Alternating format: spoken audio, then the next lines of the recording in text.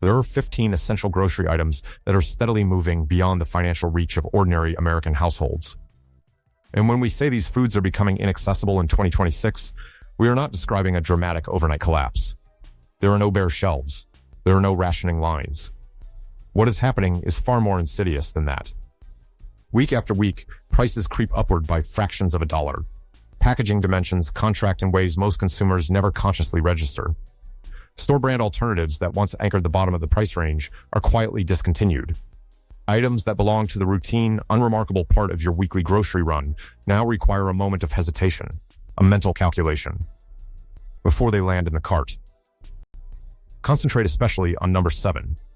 The most recent USDA projection has revised American rice output downward to a figure not seen in nearly 4 decades.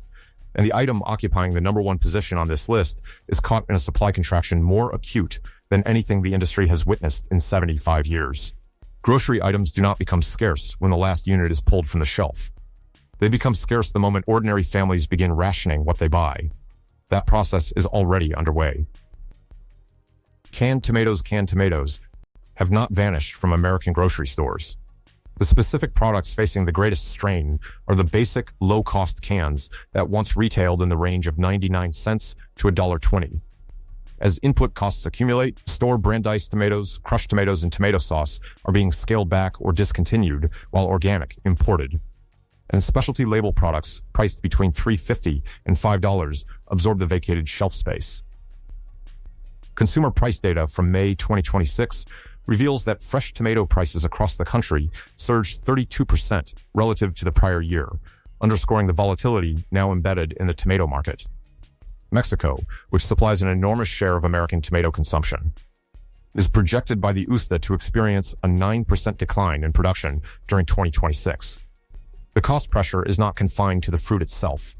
Every can of tomatoes embodies labor costs, the price of tin plate steel, the energy required for industrial processing, and the expense of overland freight, when all of those inputs escalate simultaneously. The products operating on the thinnest margins are eliminated first. The practical value of canned tomatoes within a household food reserve cannot be overstated. Rice, dried beans, and pasta are nutritionally adequate and exceptionally durable, but consumed day after day without variation, they become psychologically difficult to eat. Appetite fatigue during a prolonged period of financial strain or emergency is a genuine threat to adequate nutrition. A single can of tomatoes introduces moisture, natural acidity, color, and aromatic depth that can transform those dry staples into a recognizable soup, stew, chili, or sauce. This matters acutely for individuals over 55. Diminished appetite is a documented risk during sustained stress, and it accelerates nutritional decline. Tomatoes preserve the sensory qualities that make stored food palatable enough to consume consistently. Maintain variety in your supply. Diced tomatoes function well in broth-based dishes. Crushed tomatoes produce a thicker consistency. Tomato paste delivers concentrated flavor in minimal storage volume.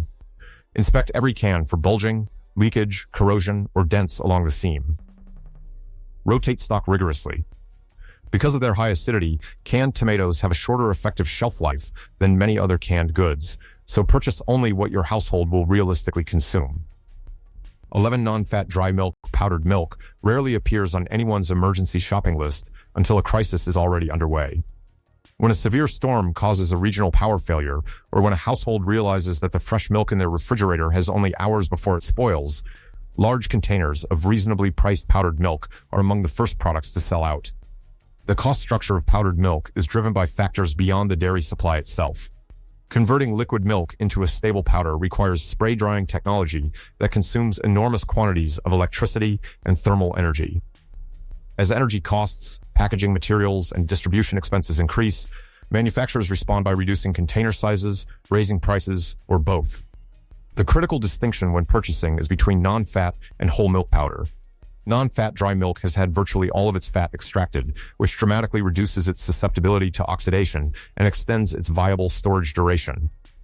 Whole milk powder delivers a richer flavor profile, but its retained fat content makes it significantly more prone to developing rancid off flavors, particularly in warm storage conditions. During an extended disruption to electrical service, fresh dairy products are among the earliest casualties. Non-fat dry milk requires nothing more than clean water to reconstitute. It can serve as a beverage, be added to coffee, blended into porridge, incorporated into pancake batter, used as a base for cream-style soups, or mixed into mashed potatoes. For older adults, it represents a straightforward method of maintaining protein and calcium intake when fresh options are unavailable or unaffordable. Reconstituted powdered milk does not replicate the flavor of fresh milk. This is worth acknowledging openly rather than discovering during a period of stress. Begin integrating it into your cooking now. A 50-50 blend with fresh milk and recipes allows gradual acclimation without a jarring change in taste. Select commercially sealed non-fat dry milk packaged in metal cans or robust moisture barrier packaging. Transfer open containers into airtight vessels immediately. Use only dry utensils. Record the opening date.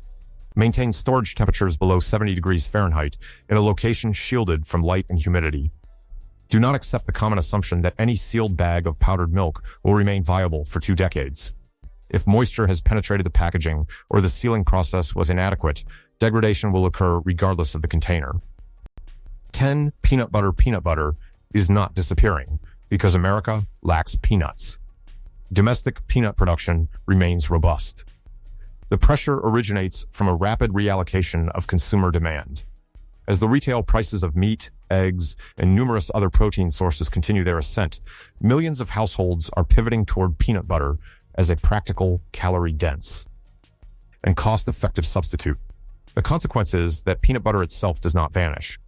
What vanishes first are the large-format 40-ounce jars and the lower-cost store brand options. Premium labels remain available, but frequently in reduced container sizes at a substantially higher per-ounce cost. The shelf appears adequately filled. The affordable segment of that shelf, however, is contracting. Peanut butter occupies a distinctive position in any food reserve because of its exceptional energy density. 2 tablespoons yield approximately 190 to 200 calories, 7 grams of protein, and 16 grams of fat. During circumstances where cooking is impossible, whether due to power failure, severe weather, displacement, or fuel shortage, peanut butter can be consumed directly from the container without water, heat, or preparation of any kind. It is also a food that children and older adults are generally willing to eat, which is a consideration of genuine importance when stress has already suppressed appetite. Peanut butter does not last indefinitely. The oils within peanuts undergo oxidation over time, particularly under warm storage conditions. Purchase quantities your household will realistically consume.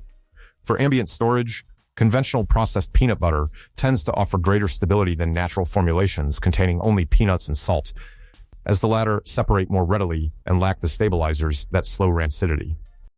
Maintain unopened containers in a cool, dark, dry environment. After opening, seal the lid firmly and inspect the product's odor and appearance before each use. Above all, verify that no member of your household has a peanut allergy before committing to bulk quantities. An allergic reaction during an emergency when medical services are limited or unavailable could create a life-threatening situation. If you are finding value in this breakdown, please take a second to like this video, subscribe to the channel, and share your thoughts in the comments below. Your engagement directly helps this content reach more families who need to hear it. 9. White rice is invariably one of the first items families purchase in greater volume when household finances come under sustained pressure. It does not disappear entirely from supermarket inventory. The products that sell out earliest are the competitively priced 20 to 50-pound bags, while imported jasmine and basmati varieties become progressively more expensive due to international freight costs and trade policy fluctuations. The USDA's July 2026 rice outlook contains data that warrants serious attention. Projected domestic rice production for the 2026 to 2027 marketing year stands at just 153.3 million hundredweight, a reduction of 21.9 million hundredweight from the prior forecast and the lowest production figure recorded in 39 years. The primary driver is a severe contraction in harvested acreage. Beginning stocks were also revised downward after export volumes during the preceding marketing year exceeded expectations. To partially compensate for diminished domestic supply, the USDA has elevated its import forecast to an unprecedented 49.8 million hundredweight. Even with that adjustment, projected ending stocks sit at only 30.9 million hundredweight, the lowest level in 4 years. The average farm gate price has been revised upward to 14.90 cents per hundredweight. This does not portend an immediate nationwide rice shortage. It does mean that affordably priced bulk bags become acutely vulnerable whenever a demand surge occurs. Families who delay purchasing until a storm, a power failure, or an inflationary spike forces their hand will consistently pay more per pound for smaller packages. The fundamental utility of white rice is its capacity to extend virtually any protein or vegetable into a meal sufficient for a larger number of people. A modest portion of meat, a single can of tomatoes, or a serving of beans may be inadequate to feed an entire household. Combined with rice, those same ingredients become a substantial casserole, soup, or a composed dish. White rice is also markedly superior to brown rice for extended storage. The bran layer retained on brown rice contains oils that accelerate rancidity. White rice has that layer removed, yielding a far more shelf-stable product. The 25 to 30-year shelf life figures frequently cited in preparedness communities, however, are achievable only under exacting packaging conditions. Store-bought bags left unsealed in ambient conditions will not approach that longevity. Divide bulk rice into mylar bags, introduce appropriately sized oxygen absorbers, heat seal each bag, and place them inside food-grade buckets with secure lids. Store them below 70 degrees Fahrenheit in a dark, dry location. Never combine oxygen absorbers with rice that retains excess moisture, and do not invest in a variety of rice your family has never consumed and may refuse to eat. 8. Dry pasta as meat, dairy, and fresh produce prices climb. Dry pasta has become one of the primary vehicles through which American families attempt to reduce the cost of an evening meal. A box of spaghetti or penne that retails for approximately $1.25, combined with canned tomato sauce, a tin of tuna, or a small quantity of ground meat, can produce a hot dinner for an entire household at a fraction of the cost of a protein-centered plate. That mass migration toward budget carbohydrates is generating measurable strain on the lowest-priced pasta products. Manufacturing facilities continue to operate, but retail replenishment cannot always keep pace when millions of consumers simultaneously shift toward the cheapest available options. The earliest symptom is that 16-ounce store brand boxes, particularly in the most versatile shapes like spaghetti, penne, and elbow macaroni, sell through faster than they are restocked. The shelf space they vacate is absorbed by imported Italian artisan pasta, gluten-free alternatives, or legume-based products carrying price tags of $3.50 to $5 per box. Another telling indicator is the disappearance of aggressive promotional pricing. The familiar 10 for 10 displays are becoming less frequent. The listed shelf price may not have shifted dramatically, but the elimination of periodic deep discounts raises the effective price that consumers actually pay over time. The primary raw material in quality pasta is durum wheat, a hard variety prized for its protein content and the firm texture it produces after cooking. Weather anomalies in key growing regions can diminish both yield and grain quality. Beyond the wheat itself, pasta production costs encompass electricity for extrusion and drying equipment, paperboard packaging, adhesives, labor, and truck freight. Every one of those inputs is subject to inflationary pressure. Pasta is extraordinarily versatile within a food reserve. It combines productively with canned tomatoes, beans, tuna, broth-based soups, or small quantities of ground meat, stretching limited protein resources substantially further. It does, however, require both water and heat to prepare. Do not accumulate large quantities of pasta without simultaneously ensuring access to a reliable supply of clean water and a means of cooking. The original cardboard packaging offers negligible protection against moisture infiltration or pantry insects over extended periods. Transfer pasta into rigid airtight containers for near-term use, or seal it in mylar bags with oxygen absorbers for longer duration storage. Maintain a cool, dark, dry environment and enforce strict first-in, first-out rotation. The most consequential signal is not an empty pasta aisle. It is the pattern in which the cheapest box disappears first, the promotional pricing evaporates, and consumers find themselves paying meaningfully more for the identical meal they prepared last month. 7 canned beans are experiencing compression from both directions simultaneously. On the cost side, prices for raw dried beans, tin plate steel, processing energy, and freight have all increased. On the demand side, consumption is accelerating as meat, eggs, and other conventional protein sources become prohibitively expensive for budget-constrained households. The definitive indicator is not an empty aisle. It is the selective disappearance of the lowest-priced cans. Black beans, pinto beans, low-sodium kidney beans, and store-brand varieties are consistently the first to sell out. What remains is a higher-margin assortment of prepared chili, seasoned bean blends, premium organic labels, and soup products that contain beans as a secondary ingredient. The manufacturing economics explain the pattern. Producing a can of plain beans involves sourcing dried legumes, soaking, cooking, filling cans, adding brine, sealing, and retorting under high temperature pressure. As the costs of steel, aluminum pull tab lids, and energy escalate, production lines generating higher per-unit profits, such as those dedicated to soups, meat-based sauces, and seasoned chili, receive scheduling priority. Basic canned beans, operating on thin margins, are the most logical candidates for production cutbacks. During a power outage or a fuel shortage, canned beans hold a decisive functional advantage over their dried counterparts. Dried beans demand 8 to 12 hours of soaking followed by extended cooking, consuming significant quantities of water and fuel.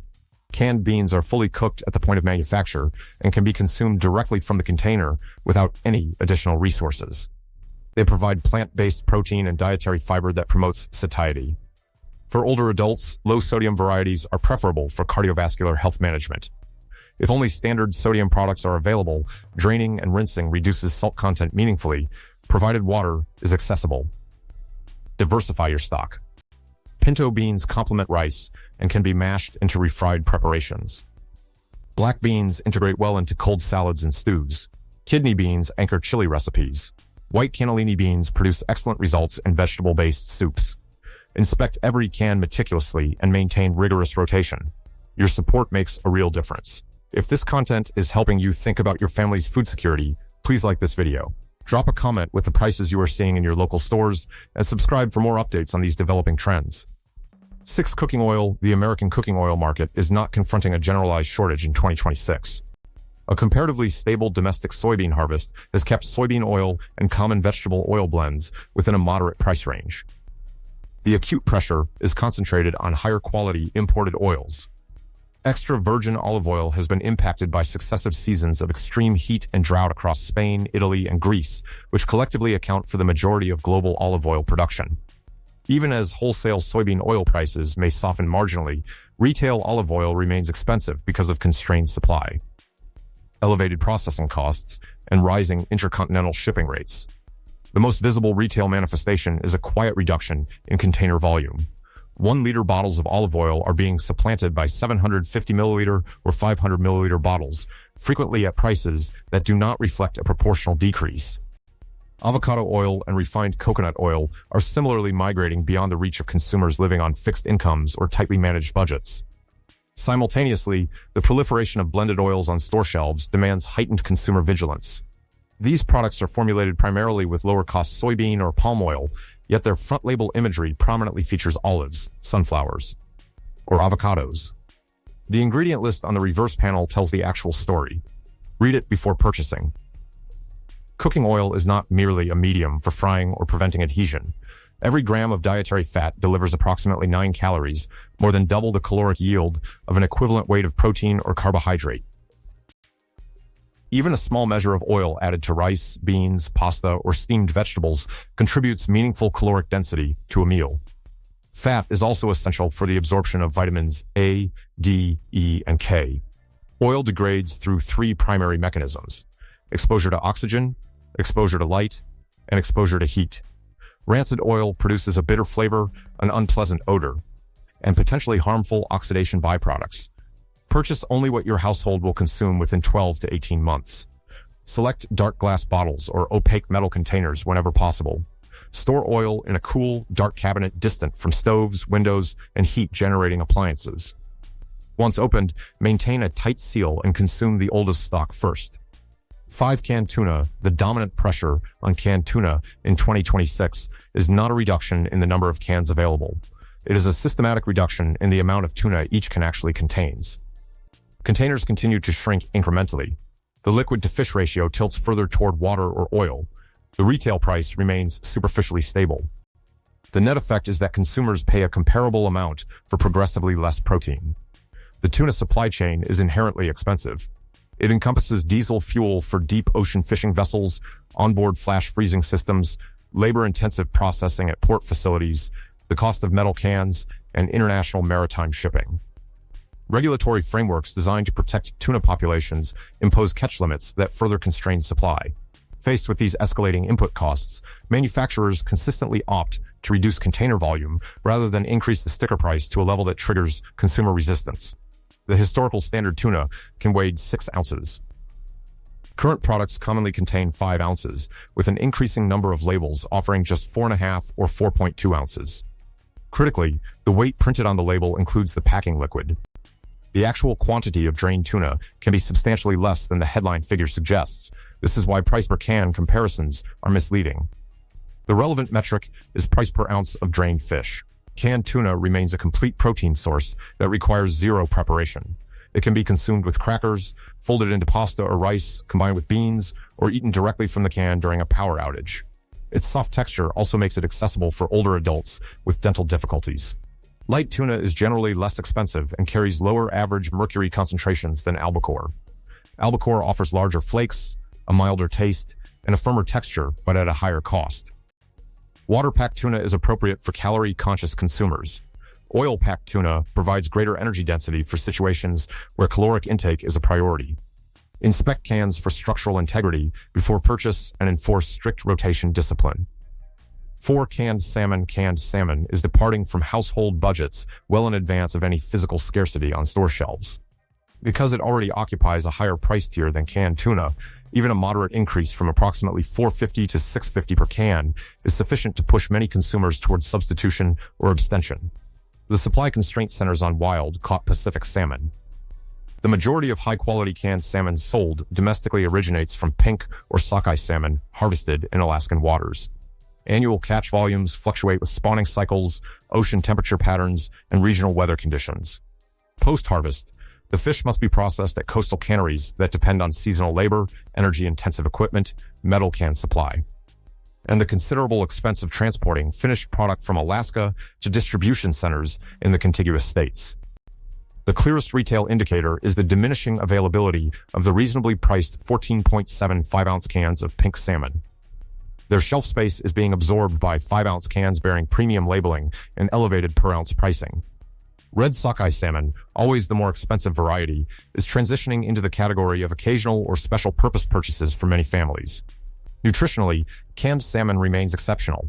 It delivers complete protein alongside omega-3 fatty acids, specifically EPA and DA, which are associated with cardiovascular and cognitive health benefits of particular relevance to older adults. Many traditional canned salmon products include the bones, which are softened during retort processing to the point where they can be mashed and consumed, providing a meaningful supplemental source of calcium. Compare price per ounce rather than price per can. Accumulate a modest reserve during genuine promotional events rather than attempting to build a large stockpile at full retail price. Verify the geographic origin listed on the label. We are past the halfway point now. If you have made it this far, you clearly take your family's food security seriously. Please hit the like button, share this video with someone who needs to hear it, and make sure you are subscribed so you catch every update. 3-shelf stable butter and ghee. This is a category that receives less public attention but is undergoing significant change. Traditional butter requires refrigeration and spoils rapidly without it, which limits its utility in any scenario involving disrupted cold chain logistics. Shelf-stable alternatives, specifically canned butter and commercially produced ghee, are the products that address that vulnerability, and both are facing upward price pressure. Ghee, which is butter that has been heated to remove water content and milk solids, can remain stable at room temperature for extended periods when sealed properly. It provides the same caloric density as other cooking fats, approximately 9 calories per gram, and imparts a rich flavor to rice, lentils, flatbreads, and vegetables. However, the production process requires more raw butter per unit of finished product than standard butter packaging, which means that rising dairy input costs translate into amplified price increases at the retail level. Canned butter, produced by a small number of specialty manufacturers, has historically occupied a niche market within the emergency preparedness community. As broader consumer awareness grows and demand increases, prices have risen and availability has become less consistent. A 12-ounce can that once sold for around $7 now frequently exceeds $12. For older adults and for any household planning for scenarios in which refrigeration may be unavailable, these products serve a role that conventional butter simply cannot fill. They provide familiar flavor, essential fat-soluble vitamin absorption, and cooking versatility without dependence on electricity. Store ghee in airtight glass jars away from light and heat. Sealed commercial ghee has a shelf life that often exceeds 12 months, but once opened, it should be used within a few months and kept in a cool environment. Canned butter should be stored according to the manufacturer's guidance and rotated like any other shelf-stable product. 2 eggs have experienced some of the most dramatic price volatility of any grocery staple in recent memory, and the underlying causes have not been fully resolved. Highly pathogenic avian influenza has repeatedly devastated commercial poultry flocks across the United States, resulting in the culling of tens of millions of laying hens. Each outbreak removes productive capacity from the supply chain, and rebuilding a flock to full laying maturity requires months of lead time. The consequences at the retail level are stark. A dozen conventional eggs that once cost under $2 at many retailers has, during peak shortage periods, exceeded $5 or $6. Even during intervals of relative stabilization, prices have not returned to their pre-outbreak baseline. Consumer behavior has shifted accordingly. Some families have reduced egg consumption. Others have switched to liquid egg substitutes or plant-based alternatives that carry their own cost premiums. The nutritional profile of eggs makes them difficult to replace. A single large egg provides approximately 6 grams of complete protein, essential B vitamins, choline, and a range of micronutrients, all in a compact and highly bioavailable form. For older adults, eggs represent one of the most efficient and easily digestible protein sources available. Eggs are inherently perishable and cannot be stockpiled in the way that canned or dried goods can. What consumers can do is monitor local pricing cycles, purchase during periodic dips, and use preservation techniques such as water glassing, which involves submerging unwashed fresh eggs in a solution of pickling lime and water to extend their shelf life by several months without refrigeration. This traditional method has seen a resurgence of interest as consumers seek affordable ways to buffer against price spikes. Pay attention to the distinction between cage-free, free-range, pasture-raised, and conventional eggs. These labels carry meaningful differences in production method and cost. During periods of acute shortage, flexibility in label preference may be necessary to maintain consistent access. One beef, ground beef, and canned beef occupies the top position on this list because the supply contraction is unambiguous, quantifiable, and documented in official federal data. As of January 1st, 2026, the total inventory of cattle and calves in the United States stood at just 86.2 million head. The beef cow herd contracted by 1%. The calf crop declined by 2%. Cattle on feed decreased by 3% relative to the prior year. This is not a disruption that corrects itself within a single production cycle. Cattle biology imposes rigid timelines. Breeding cows must be retained for reproduction, carry pregnancies for approximately 9 months, give birth, and raise calves through successive growth stages before those animals reach slaughter weight. When ranchers begin holding back more females to rebuild herd numbers, the immediate effect is a further reduction in the number of animals entering the processing pipeline. The USDA projects that beef production may continue its decline through 2027 before a gradual recovery begins. The retail impact follows a predictable cascade. Premium cuts, steaks, and roasts become more expensive first, redirecting consumer demand toward ground beef. As that demand concentrates on the more affordable option, the well-priced 3 to 5 pound value packs sell through rapidly, leaving primarily single-pound packages and higher-fat formulations on the shelf. Leaner grinds such as 90-10 and 93-7 may exceed the budget thresholds of households dependent on fixed incomes. Promotional markdowns on meat approaching its sell-by date become less frequent because retailers no longer need aggressive discounting to clear inventory.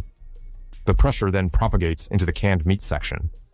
Canned corned beef, roast beef hash, and shelf-stable beef stew become increasingly attractive to consumers seeking protein that does not require freezer storage. These products, however, frequently contain elevated sodium levels, which makes careful label reading essential rather than optional. Do not purchase more fresh beef than your freezer can securely maintain. An extended power outage could result in the total loss of frozen meat reserves. Compare price per pound meticulously. Portion bulk purchases into meal-sized quantities before freezing. Reconceptualize beef's role in your household meals. Rather than positioning it as the central element of every dinner plate, treat it as a flavoring agent and protein supplement. 1 pound of ground beef combined with beans, canned tomatoes, rice, or pasta can produce a large batch of chili, meat sauce, or casserole that provides multiple meals for a family. Beef will not vanish from American supermarkets in the near term. But affordable packaging formats, leaner grinds, and competitively priced canned beef products will continue to absorb the most intense commercial pressure, and consumers who are not paying attention to the per-pound economics will bear a disproportionate share of the cost. Final perspective, the pattern unifying every item on this list is identical. Gradual price escalation, incremental package reduction, selective elimination of budget tier products, replacement with premium labeled alternatives at higher per unit cost. None of it happens suddenly enough to trigger alarm. All of it, compounded over months and years, materially degrades the purchasing power of American households. This is not a call for reactive bulk buying. Panic purchasing is counterproductive. It accelerates the very shortages it fears and wastes money on quantities that may spoil before they are consumed. What it is, instead, is a call for disciplined attention. Identify the 3 to 5 items from this list that your household consumes most frequently. Begin tracking the price per ounce or price per pound at your regular stores. Add modestly to your reserves while current pricing remains within reach. Rotate everything you store. Consume the oldest stock first and replace it steadily.